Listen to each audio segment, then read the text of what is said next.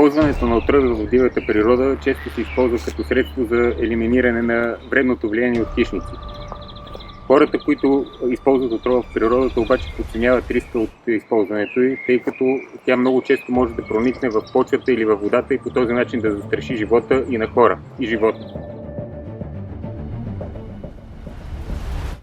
Отровата и използването й в дивата природа се третира като престъпление. Престъпление срещу дивата природа, тъй като освен унищожаването на флората и фауната, може да доведе и до застрашаване на живота на хората.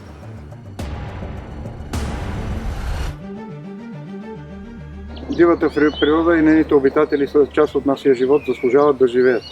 Затова, когато се случи да намерите отровено, убито или въобще животно, което е в безпомощно състояние, трябва винаги да съобщите. Ние трябва да се държим отговорно към нашите безсловесни братя, защото дължим на нашите деца и внуци техното съществуване и за бъдните поколения.